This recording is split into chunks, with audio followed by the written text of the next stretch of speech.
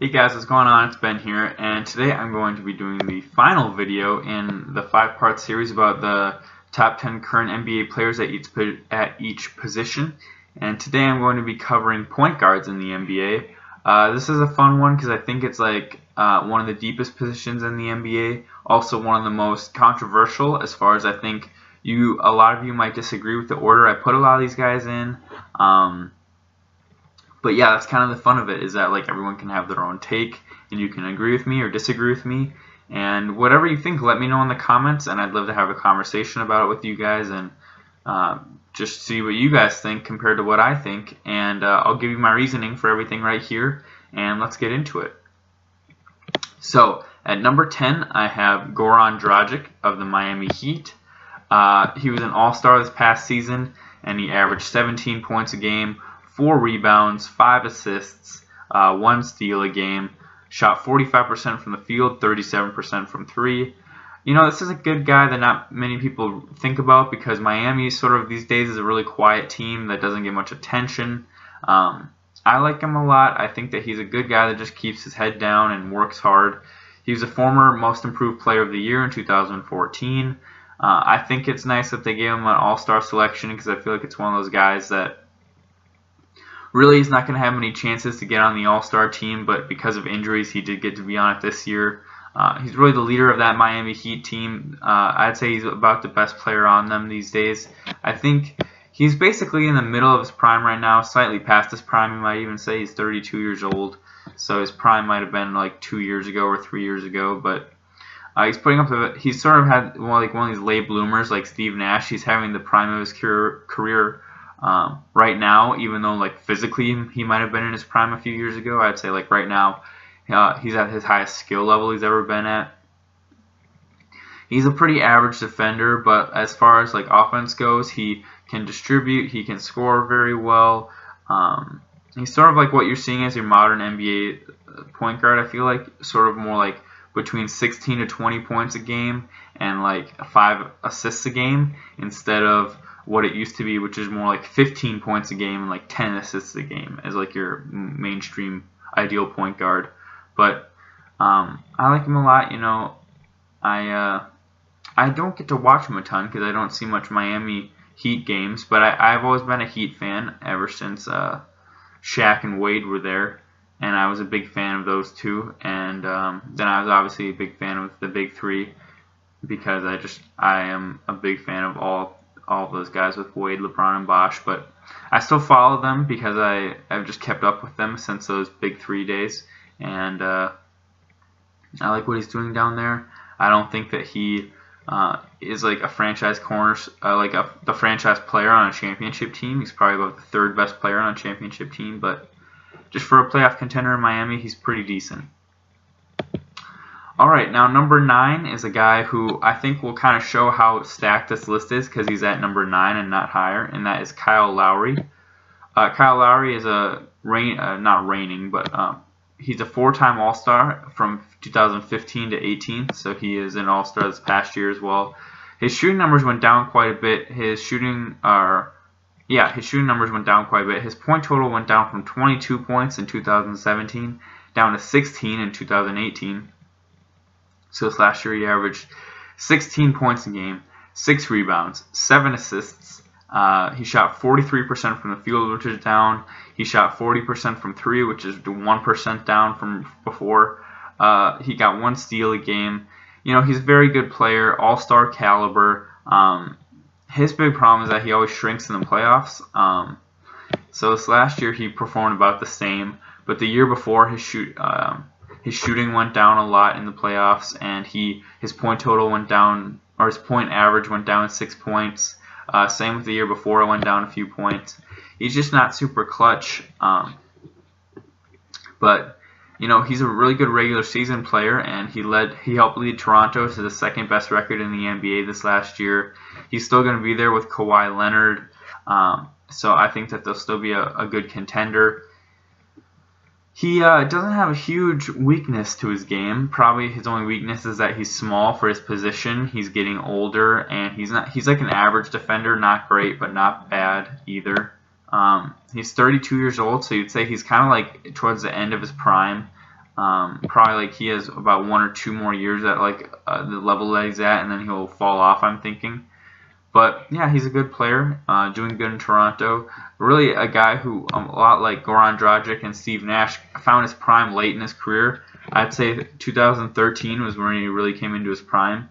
He averaged 18 points a game that year, and so that's 5 years ago. So he was around, I guess he has 27, so that's usually when a player comes into their prime. But like, when people were considering him a really good NBA player was like probably 2016 as his first year, so that's 2 years ago, so he was more like 30.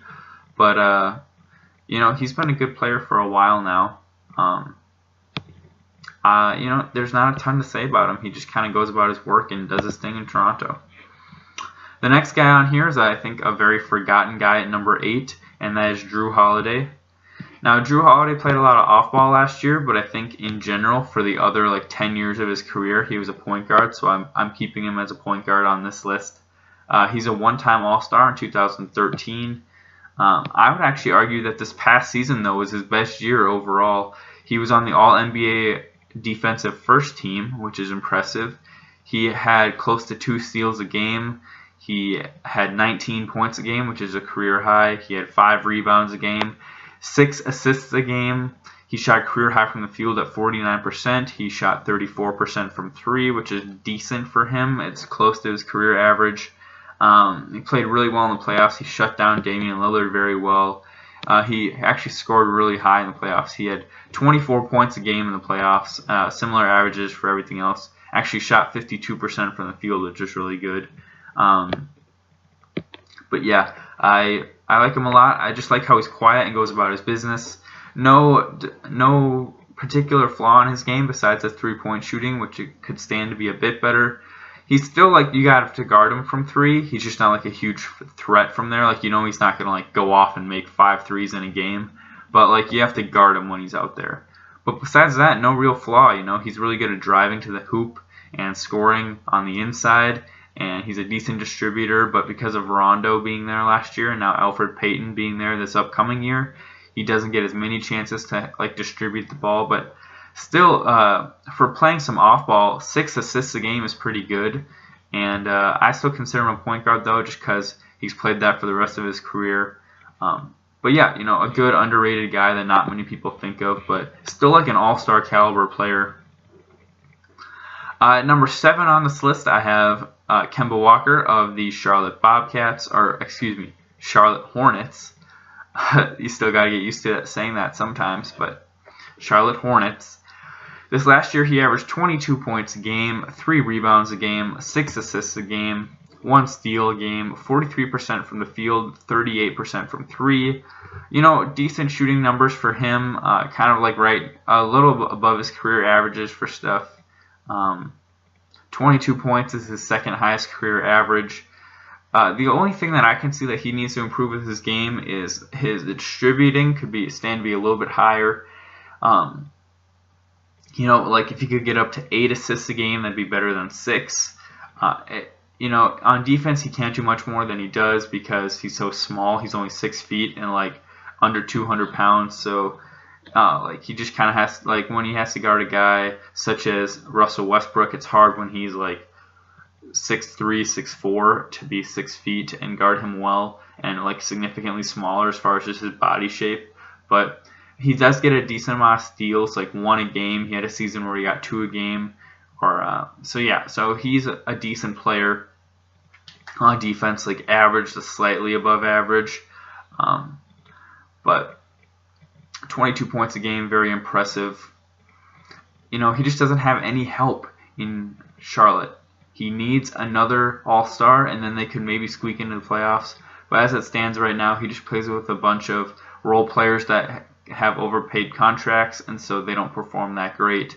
And as a result, they're always, well, at least for the last 2 years, have been 36 and 46. But they did have a year a few years ago where they got 46 wins and got into the playoffs. But I think that was more an anomaly rather than what we should expect. He's just sort of trapped there, you know. It'd be really cool to see him on a team that needs a point guard. Like, if he would have gotten traded to Milwaukee instead of Eric Bledsoe going there, that could have been really cool. But as it stands, I think he's sort of trapped in Charlotte. He'll play out his next year there, and then he's a free agent, and he'll probably go to, I don't know, maybe a team like the Knicks, because he's from the Northeast. He might want to go back there. He plays really well in Madison Square Garden, so maybe he'd want to go and play with Kristaps and maybe another free agent. We'll have to see. So the next guy on this list, I'd say, is like the better version of Kemba Walker. And he is pretty low at number 6 here, so you might disagree with me, but oh well, I'll have to explain myself in a sec when I tell you about the guy ahead of him. But number 6 on here is Kyrie Irving. In this last year with Boston, he put up 24 points a game, 4 rebounds a game, 5 assists a game, 1 steal a game, 49% from the field, 41% from 3, which is really good. As far as Kyrie goes, he's not a great defender. He's average to a bad defender. When he really gives his all, he's like an average defender on defense. But like when he's not really giving his all, which is most of the time, he's like a poor defender. But his shooting numbers are really good for a point guard. He is a great dribbler, probably has the best handles in the NBA, you'd say. He can score in every way you want him to score. He can drive. He can create his own shot. He can shoot mid-range. He can shoot three-pointers. He's a really good jump shot, really good form. On offense, he has no weakness except that he's not a great distributor, honestly. I criticized him a bit this last year when he left Cleveland and said, I want to go to my own team because I want to be a pure point guard and like be like a real point guard, because in Cleveland he said that LeBron was basically the point guard and he had to play a lot of off-ball. But he said, I want to go and run my own offense and be the main point guard.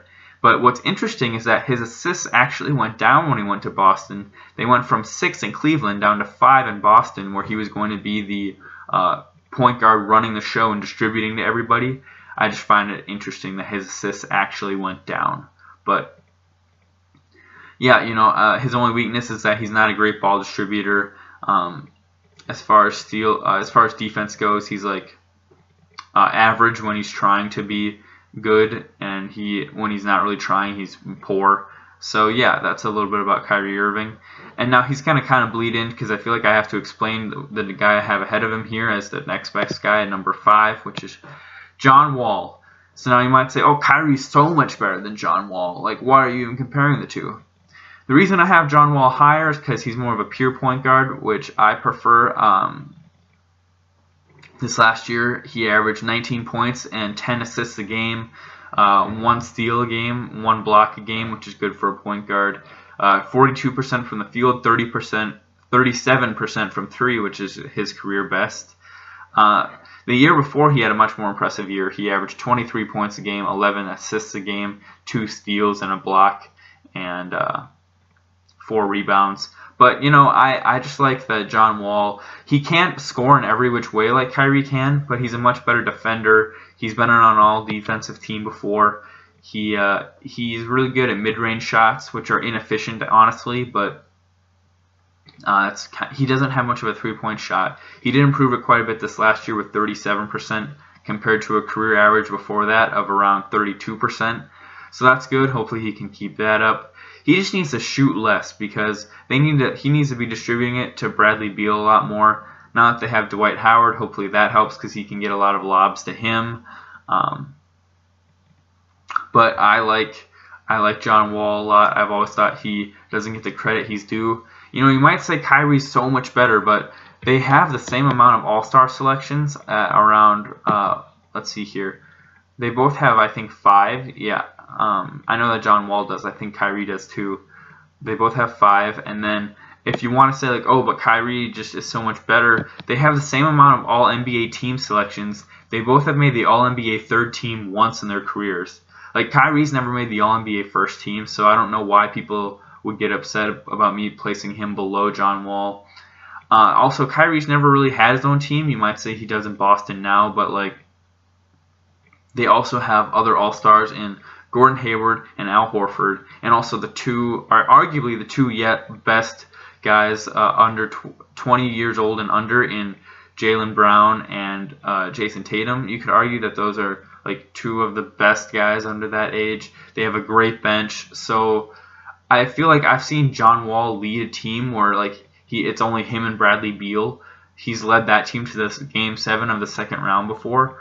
Whereas when Kyrie had his own team, where he was like the main option definitively, they were a lottery team every year. And in Boston, you can say it's his own team, but when he misses half the or two-thirds, or not two-thirds, excuse me, when he misses a third of the season, and they have two other All-Stars, is it really his team, or is it kind of the collective?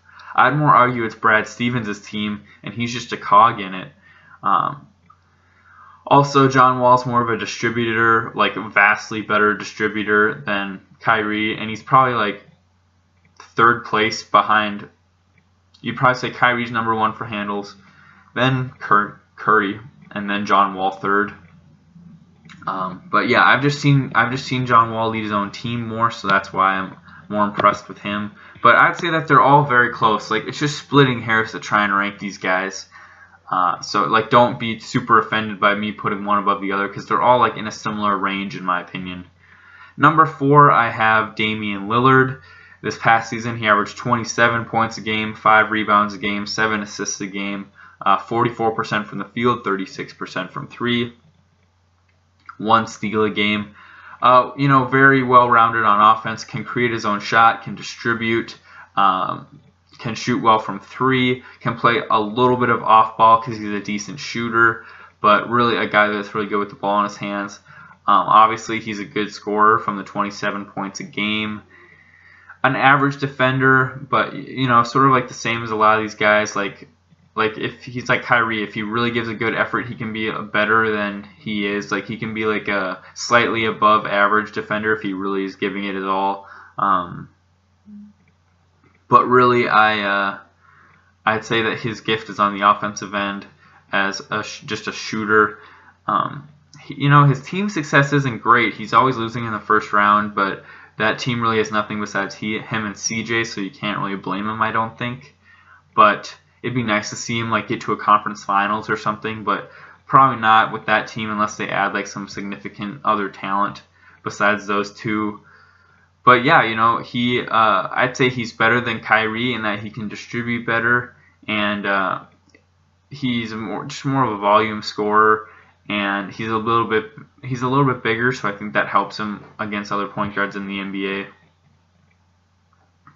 Now, the next guy on this list at number 3 is where maybe you guys might say, oh, he shouldn't be this high or whatever, but I have Chris Paul at number 3. So let's look at his numbers here. This last year, he averaged 19 points a game, 8 assists a game, which is pretty low for him. But I think that's mainly because he had James Harden on the team as well, averaging a lot of assists, so he didn't have to distribute the ball as much. He had 2 steals a game. He actually shot a great percentage from the free throw line. I'll read that off quick. He shot 92%, which is very impressive. He shot 46% from the field, 38% from 3, both pretty good shooting numbers. I just like Chris Paul because he's a really good defender, which is not anything you could say about almost any of these other point guards. Chris Paul has been on the all-defensive team tons of times. He's been on the all-defensive first team 7 times. And I know this is the top 10 current NBA players, but he's still a good defensive player now. As I read, he got 2 steals a game. I'd say behind Drew Holiday, he's about the second best perimeter point guard as far as defense on this list. He doesn't really have an offensive weakness. He can drive and score. He doesn't do that a ton, but he's really good at like step back jumpers. He can do some floaters. He's really good in the mid-range, pretty good from 3. Obviously, distributing is like his best skill. He's like the last pure point guard in the NBA, I think you'd say. Him and, like, you might say John Wall is too. So him and John Wall, but I'd say Chris Paul is better than John Wall because he just shoots a better percentage on everything. He gets a good amount of rebounds for a guy who's only like 6 feet tall. 5 rebounds a game, that's pretty good. Yeah, Chris Paul, class act, impressive in almost every facet of his game. No weakness. He's always looking for his teammates and to distribute. And I just like him a lot. And, if you disagree with where I put him, tell me about it. Now, here might be the most controversial of my entire list. At number 2 on this list, I have Steph Curry. Now, you might be saying, what? How do you have him not at number 1? Well, I'm going to talk about him a little bit, then talk about Westbrook, then talk about why I put Westbrook above him. So, Steph Curry in his last season averaged 26 points a game, 5 rebounds, 6 assists, 2 steals a game, 50% from the field, very impressive for a point guard, 42% from 3, extremely impressive for any player. You know, I would agree with other people that he's probably the best shooter of all time. And I think that the 50% from the field is very impressive as far as him getting his other shots. He can do some of everything. He can shoot threes. He can shoot long threes from like a nearly half court. He can drive. He can do a few floaters. He doesn't have much. Like, he's not really good like as far as a step back, pull up, mid range shot. He doesn't have much as far as that goes. He's not an elite distributor. He's like an average distributor, like about what you want, but. They have Draymond bring the ball up a lot, so that's why his assist numbers are a little bit lower. He has averaged 9 assists before in a season, so like he has the ability to be the main distributor. And he is on the Warriors, but Draymond does a lot of it too. He's a below average defensive player. He gets a lot of steals, but it's like, I remember when it's sort of like Ricky Rubio on the Timberwolves. When I follow the Timberwolves a lot, so I'm familiar with him. He would get a lot of steals a game, and people would say, "Oh, Ricky Rubio is like an elite defensive player." But it's sort of like for every steal he got, he'd like swipe and miss like 3 other times. So really, when you're going for the steal and you miss most of the time, but you do it all the time, so then eventually you will get some steals, obviously.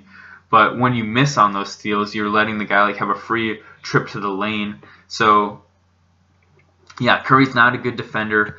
That's why I have him here. That's not the thing that put me over on Westbrook getting above him, but I'll just explain it a little bit. So number 1, I have Westbrook. Westbrook in this last season averaged 25 points a game, 10 rebounds, 10 assists, 45% from the field, 30% from 3. The year before, he put up 32 points a game, 11 rebounds a game, 10 assists. He had 43% from the field, 34% from 3, 2 steals a game in each of those seasons, by the way.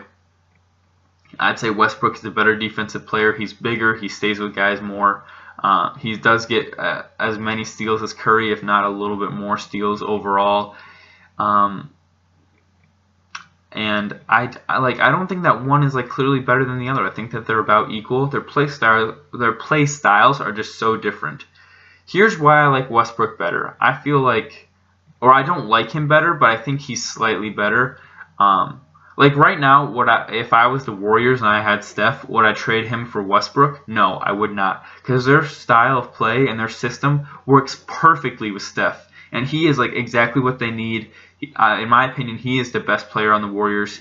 He's the most important player on the Warriors. His shooting prowess is just second to none. And it's like he's just like the engine that makes the whole thing work. But the thing about Westbrook is, I would take him over Curry if I was starting a team from scratch and had no other players. Why? Because I feel like Westbrook does more for your team. Curry does score really well, but that's like honestly the main thing he does. He does get some steals, but like his defense isn't good. He doesn't get as many rebounds or assists as Westbrook does. Westbrook does need the ball in his hands all the time, whereas Curry does really well playing off ball, which is a really good skill to have.